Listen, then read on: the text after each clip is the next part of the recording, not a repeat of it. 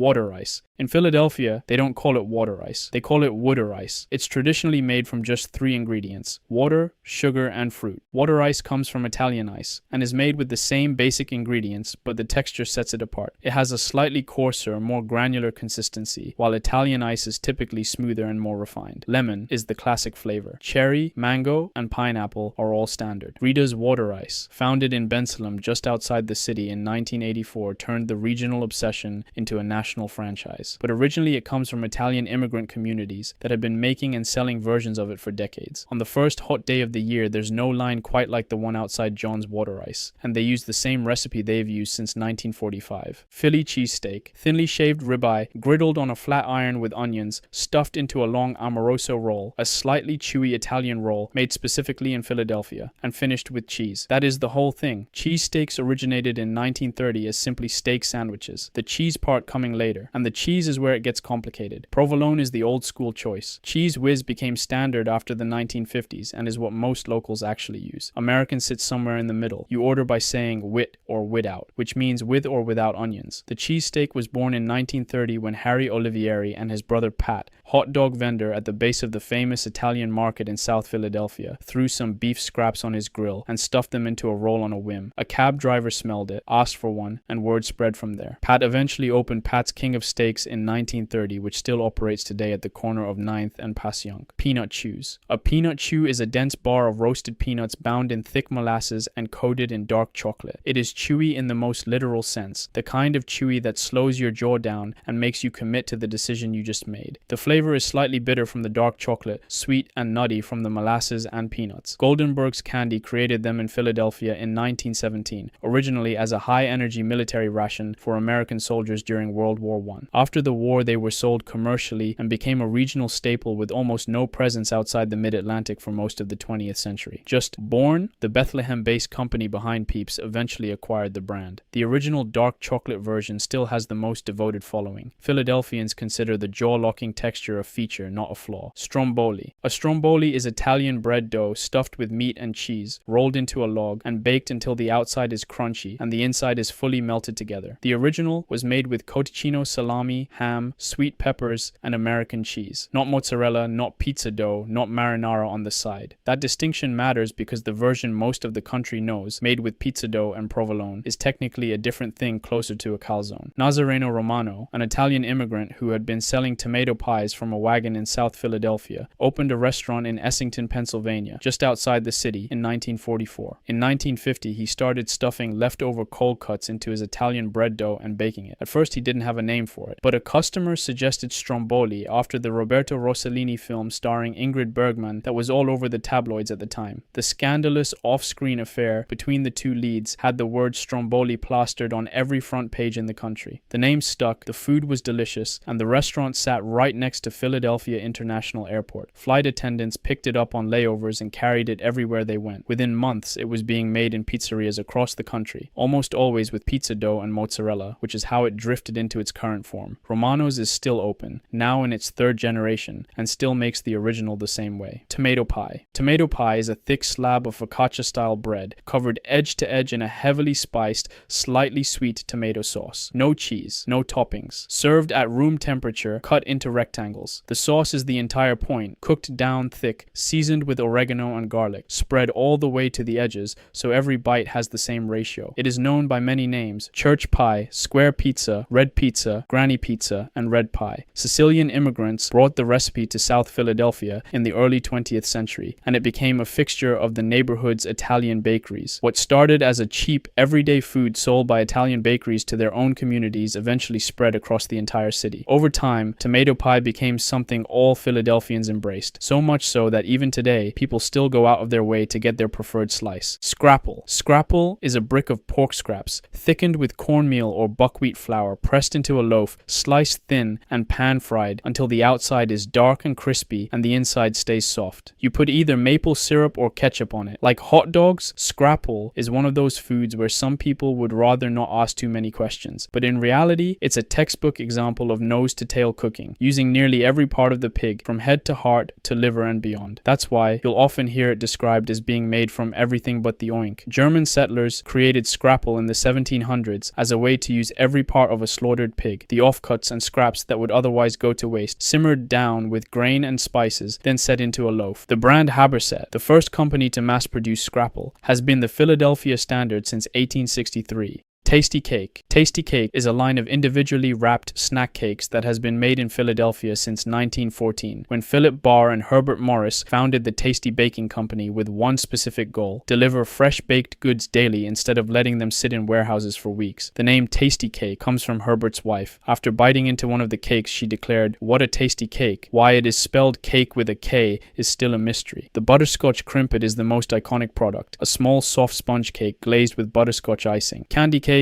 peanut butter candy cakes, and chocolate-covered juniors have their own devoted followings. For most of the 20th century, tasty cakes were nearly impossible to find outside the Philadelphia area, which only deepened the local attachment. Today, you find them all over the United States. Soft pretzels. The Philadelphia soft pretzel is shaped like a figure 8, chewy all the way through, never crunchy, and sold in long braided links that you tear apart by hand. It comes salted, or, if you ask for a baldy, without any salt at all. You eat it with yellow mustard. That is the only correct condiment, and there is actually a reason for it. Pretzels in Philadelphia were traditionally sold by the same street vendors who sold hot dogs, and mustard was already right there on the cart. The habit stuck and never left. The pretzel itself is more daily staple than novelty. Street vendors sell them from carts every morning, kids eat them at school the way other cities eat chips, and you find them not in supermarkets but on street corners, which is the point. German immigrants brought pretzel making to Pennsylvania in the 1700s, and Philadelphia absorbed the tradition so completely that the shape, the density, and the chew of the local version evolved into something entirely its own. Hoagie. A hoagie is originally a long Italian roll, stuffed with cold cuts, like capicola, salami, and ham, topped with provolone, vegetables, and a drizzle of oil and vinegar. But the varieties available today are endless, often stuffed with items like tuna salad, chicken cutlets, and roasted vegetables. It is never toasted. The moment heat is applied, it stops being a hoagie and becomes something else. The name hoagie traces back to a few stories, but the most popular is about the Hog Island, a massive shipyard in South Philadelphia that employed thousands of Italian immigrant workers during World War I. Those workers brought large sandwiches from home every day, loaded with the same Italian meats and oil their families had been eating for generations. The sandwiches became known as Hog Island sandwiches, which eventually compressed into hoagies. Breyer's ice cream. Breyer's is straightforward ice cream: milk, cream, sugar, and flavor, made the same way it has been since 1866. The vanilla tastes clean. The chocolate tastes like chocolate. There are no unusual ingredients. William A. Breyer hand-cranked his first gallon in his Philadelphia home right after the Civil War, sold it to his neighbors with a promise that it was made from the finest ingredients available, and word spread fast enough that by 1882 he had opened his first shop, followed quickly by 4 more, delivering across the city by horse-drawn wagon. By 1918, the company was producing over 1 million gallons a year and shipping across the entire Northeast. The brand eventually passed through Kraft before Unilever acquired it in 1993. That is where the story gets uncomfortable. Unilever reformulated certain products, and some flavors that were once classified as ice cream quietly became frozen dairy dessert on the label, a legal distinction that means less actual cream is required, and one that long-time customers noticed immediately and did not appreciate. Irish potato candy. Irish potato candy looks like a small dirt-covered potato. It is not a potato, and it contains no potatoes. It is a dense, sweet ball of cream cheese, butter, powdered sugar, and shredded coconut rolled in cinnamon until the outside turns brown and lumpy. The inside is white, firm, and sweet, closer to a truffle than anything else. The coconut gives it a subtle chew. The cinnamon gives it a mild warmth. The whole thing is gone in 2 bites. It was invented in Philadelphia, most likely in the early 20th century, almost certainly tied to the city's large Irish Catholic community as a St. Patrick's Day tradition. Ryan's is the most prominent brand still making them today. They are sold almost exclusively in the Philadelphia region and almost exclusively in March. Ice cream soda. An ice cream soda is carbonated water mixed with flavored syrup and topped with a scoop of ice cream. The ice cream melts slowly into the soda, the bubbles fizz up around it, and you drink and eat it at the same time through a straw and a spoon. Robert McKay Green invented it in Philadelphia in 1874 and was proud enough of it that he had "Originator of the Ice Cream Soda" engraved on his tombstone. It now has its own unofficial holiday, National Ice Cream Soda Day, June 20th.